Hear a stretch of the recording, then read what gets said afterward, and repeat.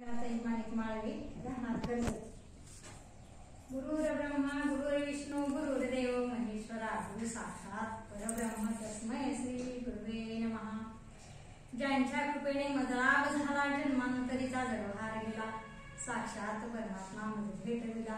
विसरू कशी मी सद्गुरूला, अभय माझ्या हृदयात आहे. ज्यानेच माझे मजलीत केले, ऐसा जयाने उपकार केला. विसरू कशी मी सद्गुरूला. ते ज्ञान पैगा बरवे, जरी मनी आधी आणावे. तरी संतया भजावे सर्वस्वेशी. जे ज्ञानाचा पुरवठा, तेच सेवा हा दायवंठा. तो स्वाधीन करी सोबटा ओळखुनी. तरी तनु मनु जीवे, चरणाशी लागावे. अगरबत्ता करावे दास्य सकळ. मग अपेक्षित जे आपुले, तेही सांगती पुशिले. जेणे अंतकरण बोधले संकल्पाने. प्रवचन रूपी सेवेसाठी लिहिलेली ओवी, अध्याय 4 आणि श्लोक 34. या श्लोकामध्ये सांगितलं की ज्ञान म्हणजे पाहावे आपणासी आपण, या नाव ज्ञान.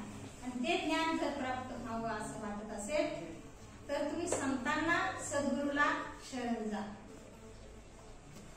पहा, पहिली गोष्ट, भरतखंडी नरदेह प्राप्ती परम भाग्याची संपत्ती. पवित्र ते कुळ, पावन तो देश, जिथे हरीचे दास जन्मले. अशा पावन देशात आपण जन्माला आलो आहोत.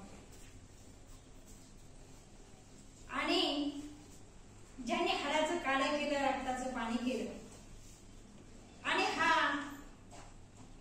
ज्ञानेश्वरी सारखा ग्रंथ आपल्यासाठी तयार करून ठेवला, तर त्या ज्ञानेश्वरी मधली जी ओवी ना ओवी आहे ती प्रत्येक जीवाला अनुभवास यावी, हाच हेतू त्या माऊलींचा होता. नावा म्हणे ग्रंथ श्रेष्ठ ज्ञानेश्वरी, आणि एक तरी ओवी अनुभवावी. तर ही ओवी अनुभवण्याचा विषय आहे. भरपूर लोक ज्ञानेश्वरी वाचतात, पाठांतर करतात, परंतु त्याच्यातली एक जरी ओवी अनुभवायला आली तरी सगळी ज्ञानेश्वरी समजते. पहा, मग ही जी ज्ञानेश्वरी आहे त्या ज्ञानेश्वरीमध्ये सांगितलं की ज्ञान होणं, देवाबद्दलचं ज्ञान होणं गरजेचं आहे. आणि ते ज्ञान होण्यासाठी संतांना शरण जावं लागतं. मग पहिला प्रश्न असा येतो की संत जे म्हणतो आपण, ते संत नेमकं कुणाला म्हणायचं? संत ही पदवी जी आहे, तर ती संत ही पदवी देहाला नसून ज्ञानाला आहे. कारण डॉक्टर ही पदवी त्या ज्ञानाला आहे, शिक्षक ही पदवी त्या ज्ञानाला आहे, गृहिणी ही पदवी त्या ज्ञानाला आहे. तसं संत ही पदवी सुद्धा त्या ज्ञानाला आहे. हे अगोदर माहित होणं गरजेचं आहे. कारण कसं आहे की आज समाजामध्ये धर्म सांगणारे भरपूर आहे, पण खरा जो धर्म आहे माऊली ह्या ज्ञानेश्वरीमध्ये नेऊन ठेवला.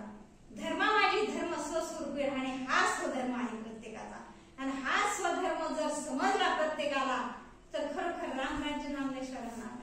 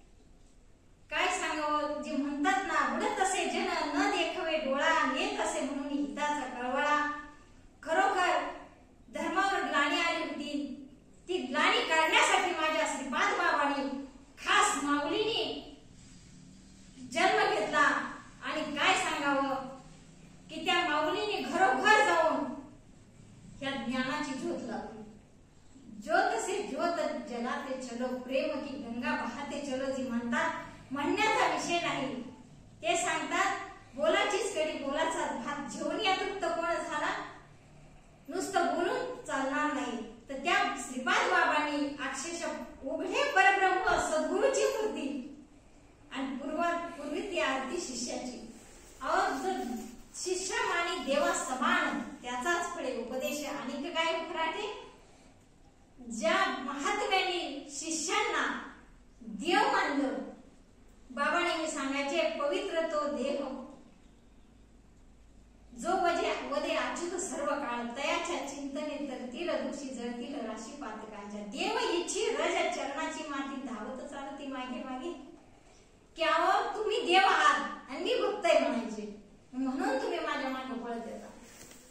विचार करा की आज भरपूर संत म्हणून मिरवणारे आहेत जगात, परंतु संततेची संत ज्याचा हेतच विठ्ठल जाणत नाही काही तानाटोना एका नामस्मरणा वाचून. असा त्याचा मूळ उद्देश होता की जसे लोकमान्य टिळक म्हणायचे स्वराज्य हा माझा जन्मसिद्ध हक्क आहे आणि तो मी मिळवणारच, तसे माझे महात्मा श्रीपाद बाबा होते. त्यांनी सांगितलं की हा धर्म जे आहे हा धर्म सगळ्या जगापर्यंत पोहोचला पाहिजे. नुसतं कीर्तन प्रवचन करून पाठ व्याकरणी चोपडा तर की अति गाढापरी एक अध्यात्मी ज्ञानीपुढा जाते तुझो.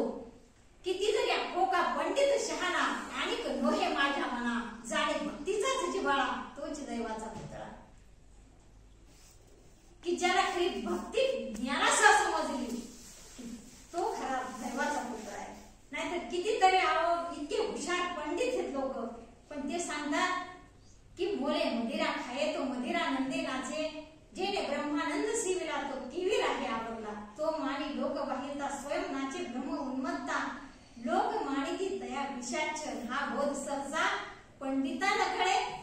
किती जरी पंडित असला तर हा जो खरा बोध हे श्रीपाद बाबांनी जगभर सांगितला ओरडून. बाबांचा तर किती सांगावं, वास्तविक पाहता तिथं वाणीच नव्हती तुला असते.